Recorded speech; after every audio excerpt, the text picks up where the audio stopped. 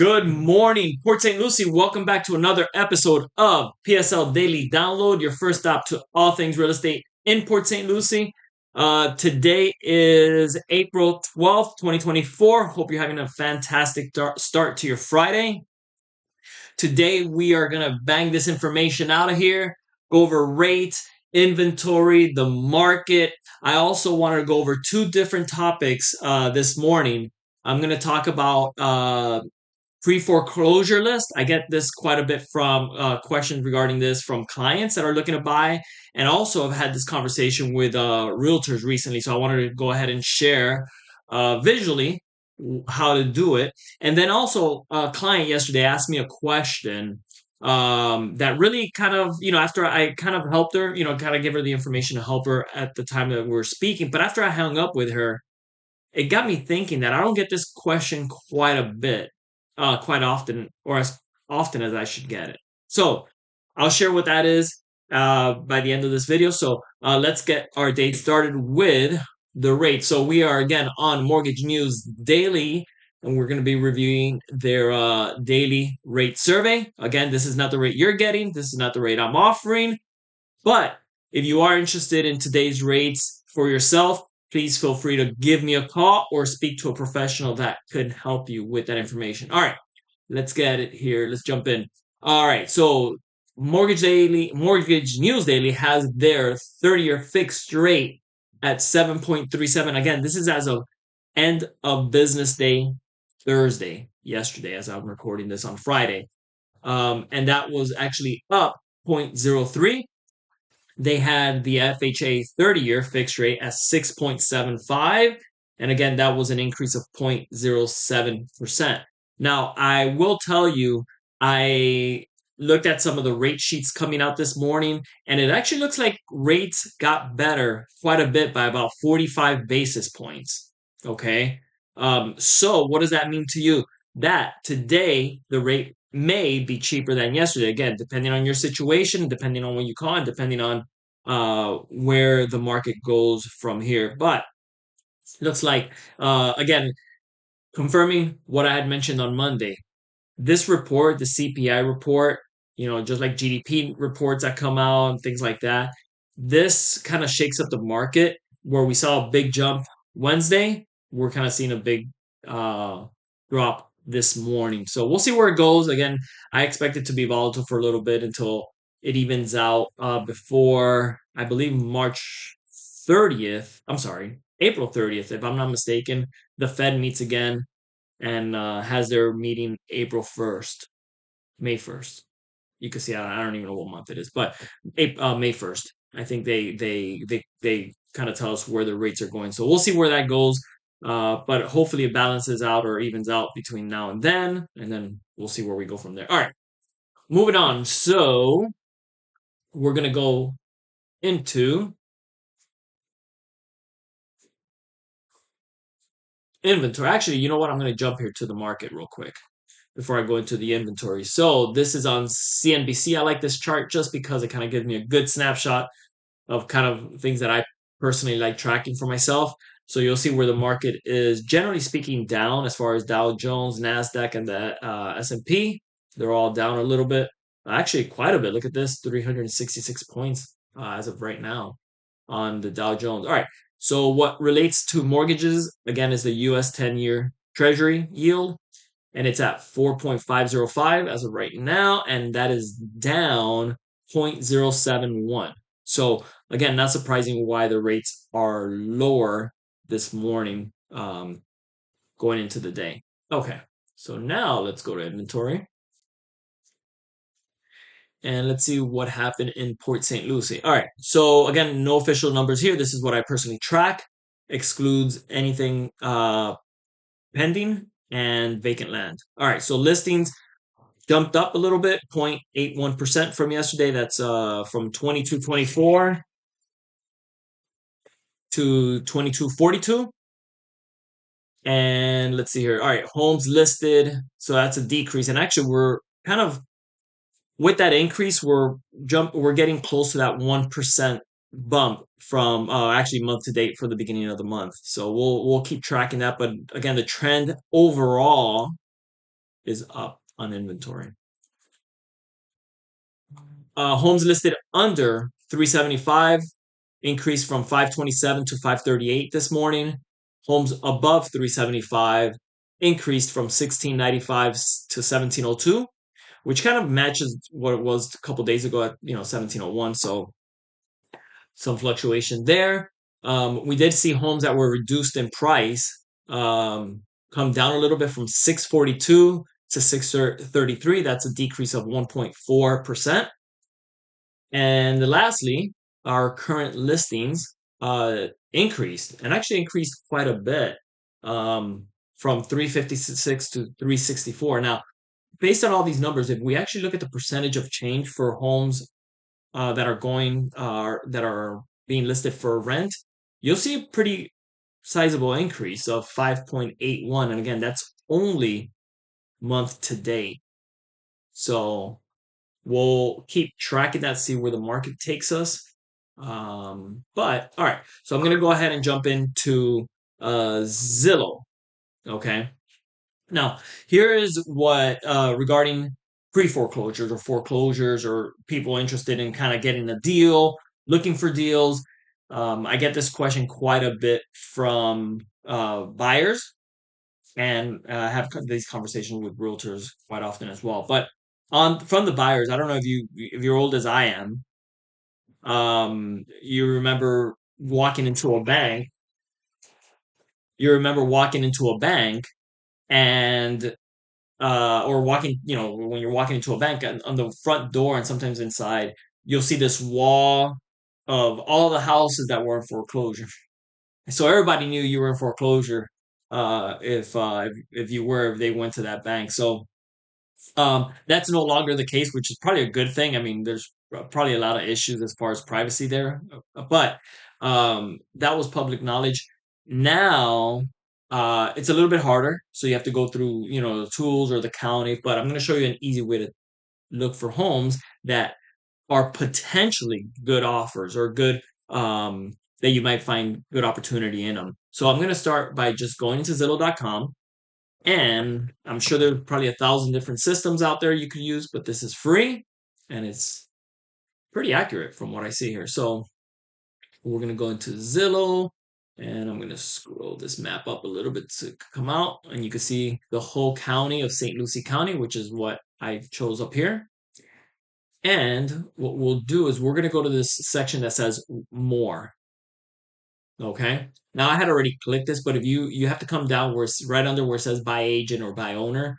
If you choose that open or show more, what we want to do is we want to click on this pre-foreclosure button.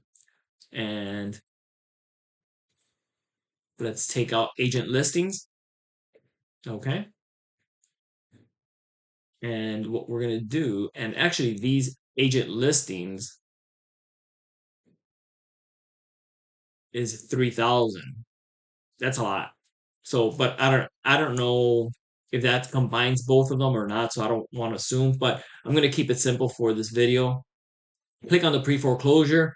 Obviously, none of them would be through the agent, but we're going to go ahead and click by owner and others. So once we click that, we'll kind of minimize that screen again. And now you can see every home that has received a Liz pending at the county regarding delinquency, basically a foreclosure proceeding. Okay, now there could be 1,000 reasons why a home is in foreclosure. It could be late bills. It could be someone passed away. Among other reasons which I won't get into. But we can see here that there are homes that are in pre-foreclosure or have received that notice. Okay, so now let's assume you're interested in an area, right? This is where you would kind of zoom in and kind of see. You see these pictures over here on the right updating. So if you're looking for an area, let's say I don't know where I'm at here, off Glades Cut Off Road, right? You'll see these homes right over here, 400. So you could literally come in here and see the homes that are in that area. If you zoom back out and show them all, and again, this is filtered by the newest, which means that if I'm not mistaken, it does take at least a couple of weeks for it to go from county to Zillow. I've noticed that. There's never one, I haven't personally seen one where it shows 1 day or 3 days. So like where it shows 16 days, it probably was the most recent one that might have been added just yesterday or today. So, but you'll see the dates on them again. Keep in mind, I've actually seen them take as long as 30 days to show up on Zillow. But anyway, so you could click on the house, see the area, and determine if that's a good property to pursue. And if it is, maybe you speak to a realtor. A realtor could, reach out to the homeowner and say, hey, I have a buyer that's interested in your property, and you guys go from there.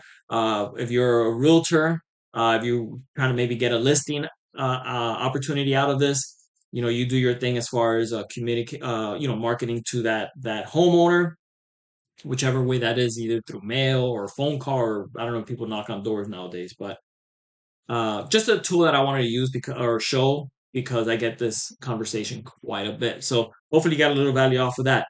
Now, for the question that the client asked me yesterday, the client asked me, "Hey Jamie, got them pre-approved and they're gonna start looking for a house." And the client said, the house that I had previously sold, their homeowner's insurance went up, and I was sideswiped. It was kind of came from left field, and I don't want that to happen. Now, let me assure you, I cannot prevent that from ever happening, right? But there's steps that you could do when you're looking for a home. And I like the question after I hung up. It really kind of dawned on me that I don't get a question like that quite often enough. Meaning, I'm going to buy a house, but there's going to be expenses to this house.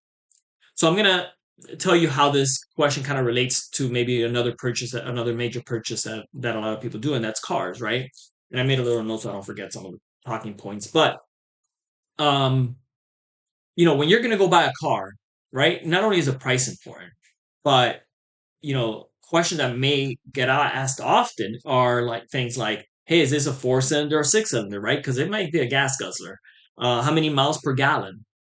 Right? This is outside of the price. This is outside of the rate. This is outside of the payment that you're paying for this, asset. When you're asking miles per gallon, 4 or 6 cylinder, what is you want to look at the tire wear on this, right? You want to know walking out of there, what is the expenses outside of everything else that we're going to talk about, rate and payment and the price of the car. These are very good questions that get asked by, most, I would assume most car buyers, right? Because they want to know what they're getting into.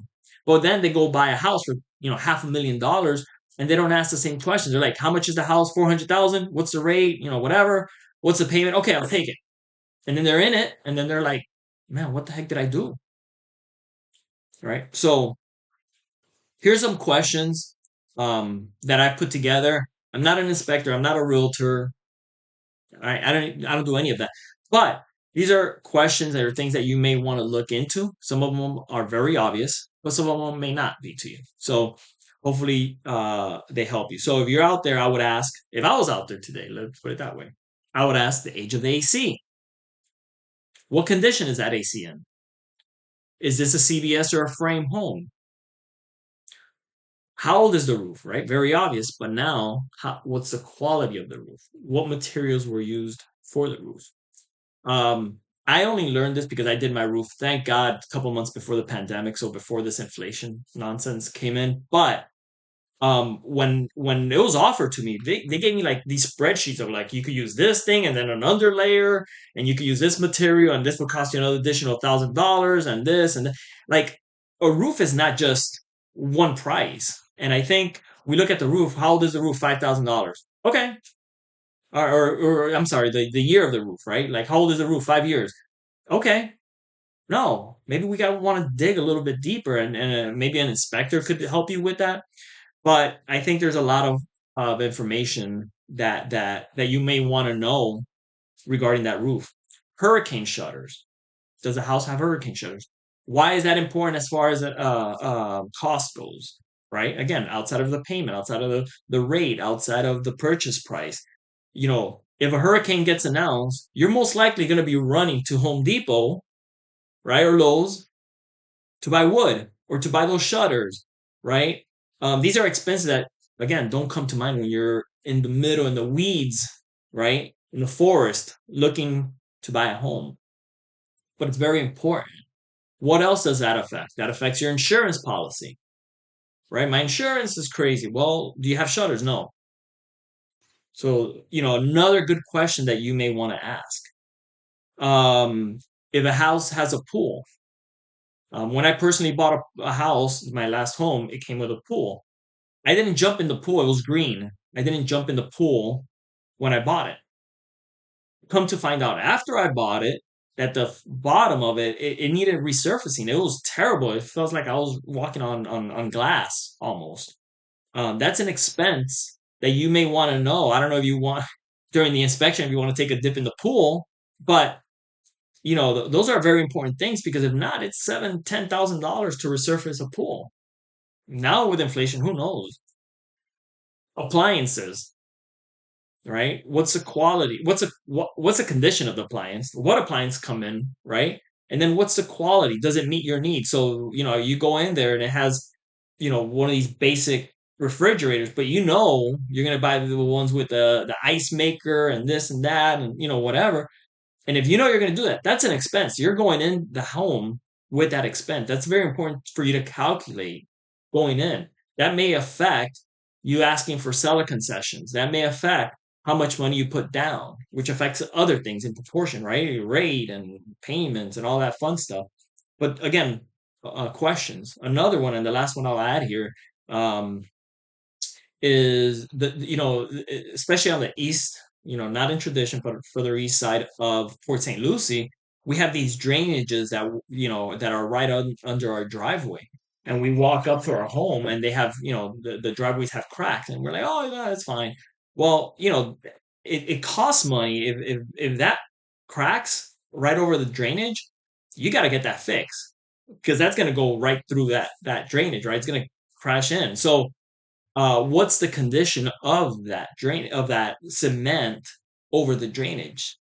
Because that again, that's another expense. So hopefully, if it wasn't these items that I just touched on, maybe it's something else that when you're shopping for a home, you're looking for all these other things. You're making a list, a checklist for yourself that are important to you to ensure that, again, not that you don't have that expense, but you don't, get sideswiped with that you need to do it after you're in the home. You have a plan, you have a goal, you've asked for concessions, you have the savings, whatever it is, but then you're ready to not only afford the home but afford the expenses of that home. So anyway, I'll cut it there. Hopefully, you found value in this video.